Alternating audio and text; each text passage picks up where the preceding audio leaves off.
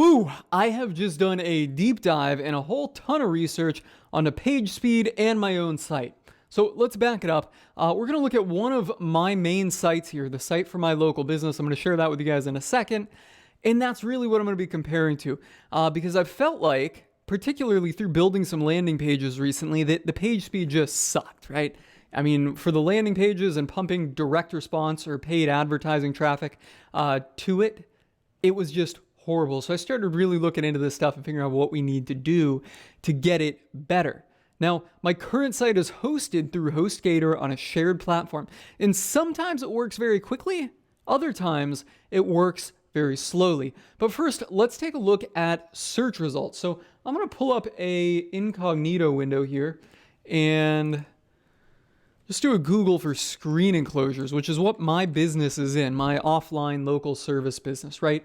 And we truly have some of the best content online. If you come to our website, you will see that we have got hundreds of blog posts on here, literally hundreds. I mean, maybe even thousands at this point, right? We have some of the best content online, the best website in this space, except for speed.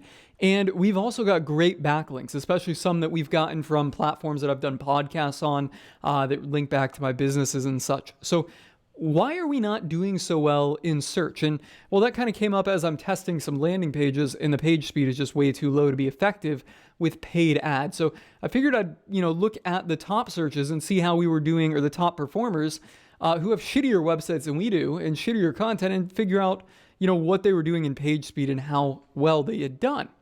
So when you see it here, we Google screen enclosures, we'll see locally our location up here. We've got more than one location, but this one's closest to where I am. I'm really not far away from it at all. Comes up.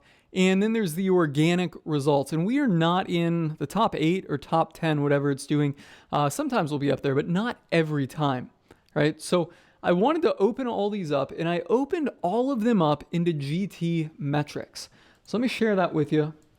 Literally starting with the first company in here. I did them all. I did them all except for the ones that were these ones, the BBB, right? From major company, or not major companies, but national organizations. All the local businesses I opened them up in GT metrics. Okay. And then I went to the timings page on this. This gives you some insight into what's going on. But this one really shows what's happening. All right. And you'll see the TTFB, that's the time to first byte.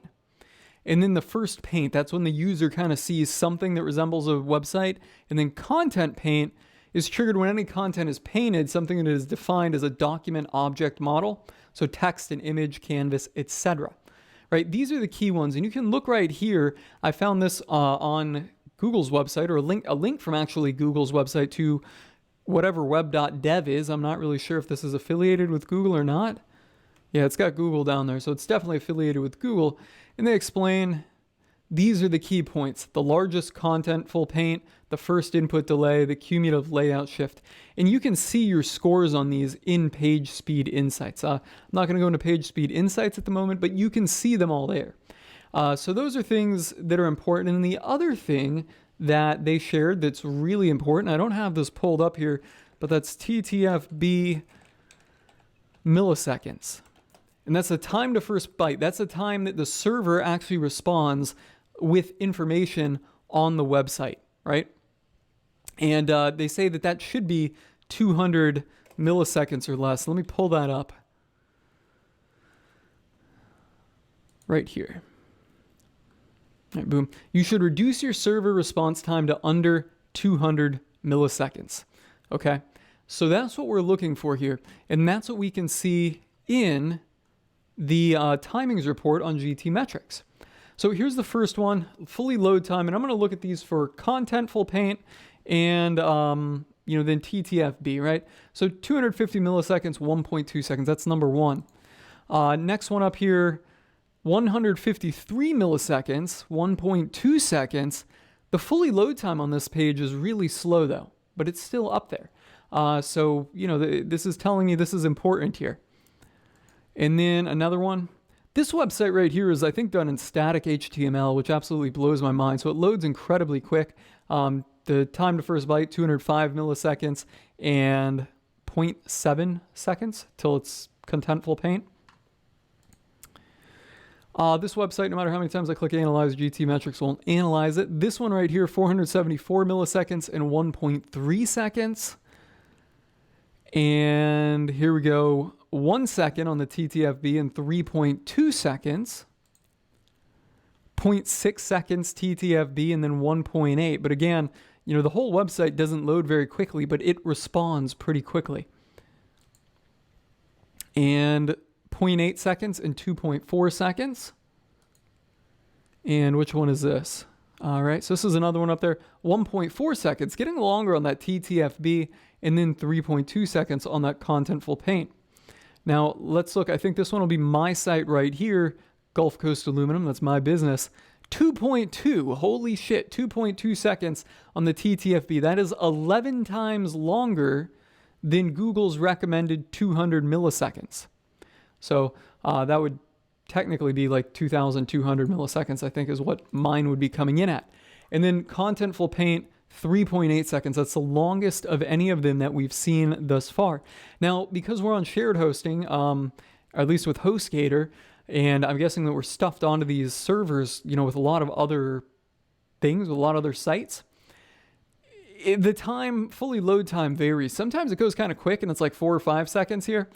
Other times it's like 12 seconds, right? So it takes a long freaking time. And then the one other thing you can do, or one other thing I noticed in this whole kind of research process, besides for the trend that all of these ones up top have very low TTFBs and pretty low, relatively low Contentful Paints, is not our page speed insights, but where was I going with this? Yes, our page speed insights right here. Origin summary.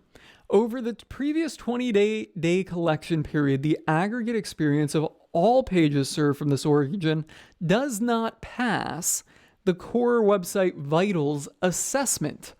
Okay, and that's a link to this right here that Google's linking to. So my website doesn't pass the core web vitals assessment. And if Google feels the need to put that on their page speed insights, I think that's a pretty important metric, or something pretty important, something that we need to note. And, you know, when I've seen that, it kind of all made sense. Like, this is really weighting us down here. So, you know, not only is it going to hammer us with our paid ads. Now, I typically use an external landing page builder, ClickFunnels, for that, but I was trying to do something in WordPress, and it was slow, but it's also hammering us on the search engine side of things as well. So let's talk about what can be done to improve the WordPress sites. Well, for that, let me open up a whiteboard here, and I like opening up and using Zoom.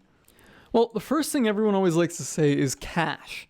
And there are certainly caching plugins out there, but they don't make a ton of difference on the overall page speed. They can make some difference. It can move the needle, but it's not a huge difference. I've used them, and you know, besides the fact that they don't make a huge difference, one of the problems is that they can often interfere with other plugins, so they can be kind of finicky. And if you're doing a lot of updating and development on the site, it's like you're constantly chasing bugs and settings in the caching plugins. There's also script optimization and rewriting scripts or removing scripts. So what we got: cache, we got scripts, and I believe those are the only two that really there are. Everything that comes down to WordPress optimization pretty much comes down to those two, right? But what really matters is the server. And with cache, there's a few different types of There's a few different types of cache. The most powerful is called server-side cache, which is a whole nother topic I'm not going to jump into, right? So then there's the server. Now the server is what really makes the big difference. And we'll draw a little arrow upwards because that really makes the biggest difference. And I think I just drew the sign for mail or whatever that thing is called. So let's undo that real quick. Maybe redo it. Nope, can't redo it. Let's just circle that like so. All right. So the server is really what makes a big difference. As is the case with Gulf Coast Aluminum, you know, on a shared server, particularly a cheap one, page speed time could be high or low, right? And I said that when I was talking about my site in GT metrics there. Sometimes it's really fast. Sometimes it's great. Other times it's pretty freaking horrible. Okay. So, your server really makes the big difference in this whole thing. The server moves the needle. If you're trying to do any of this other stuff, but you've got a poor server or a poor hosting platform, this stuff is all just like putting lipstick on a pig. It's really not doing much. At the end of the day, you still got a pig there. And one other thing I left out is there's also CDN, Content Delivery Networks, right? And those help too. That basically puts the website on kind of like a mirrored server closer to where your user is at. So that way the actual data doesn't have as far to travel. So cache, CDN, scripts, those are how you can optimize your WordPress site. But at the end of the day, if your server is not working correctly and your server is not optimized and you don't have a high quality server behind it, well then, you're really not moving the needle, or you're just putting lipstick on a pig. So what are the best platforms for hosting a website, your WordPress website? Well, that's something I'm working on here, and I've tested a few of them out already. And I'm going to just kind of share some actual other content from other content creators that I've kind of corroborated and is actually useful. So hold on a second. Let me pull that up. So the first awesome comparison piece of content is by this gentleman, Tom. I found some of his YouTube videos, and I have to say that he has genuinely put a ton of time, research, and effort into finding the fastest WordPress host. And on this blog post right here, he maps it all out with all kinds of comparisons, right? You can see Cloudways Vultr, Cloudways DigitalOcean, all of them having the fastest, what is this? I think this is the fastest TTFB. Time to first bite on it here. Ping them 30 minutes. So I think maybe this is total load time of these 16 WordPress hosts. And you can see HostGator just doing poorly. SiteGround, Bluehost, which is recommended by a lot of kind of bloggers, vloggers, people in the marketing sphere, simply because that they get a nice commission behind it, not doing so well. WP Engine, a program that is highly recommended, a hosting platform that is highly recommended by all kinds of people out there, is the best kind of WordPress solution, really not doing as well as some of these others.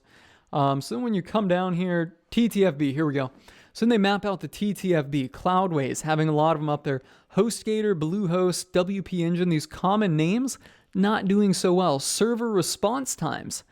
And this Cloudways doing pretty well again. Always near the top. GT metrics load times. The Cloudways up there. Look at how bad HostGator is. And these are for the same sites. So 900 milliseconds versus 3,900. 4 times as long on HostGator. Gosh, what the hell am I doing on HostGator, and why have I been here for so long? Let's keep going down. Oh, and that's all he's got on there. So, clearly in these comparisons here, he's showing which ones are ultimately the best. And, I think it'd be fair to say you could just go right down this list here, and see who is truly the best in WordPress hosting, because this guy has done his research. In another video here, this gentleman, who I don't know his name, talks about how you can take some of the low budget hosting platforms and then basically enable light speed server-side caching. Remember I said when I pulled up my whiteboard on cache, there's a couple different types of cache. You can enable light speed server-side caching, and then by enabling that, you're going to go a lot faster. But again, your underlying hosting has to be good to make that happen. And he recommends NameHero and A2 hosting. Those are also in Tom's comparison here.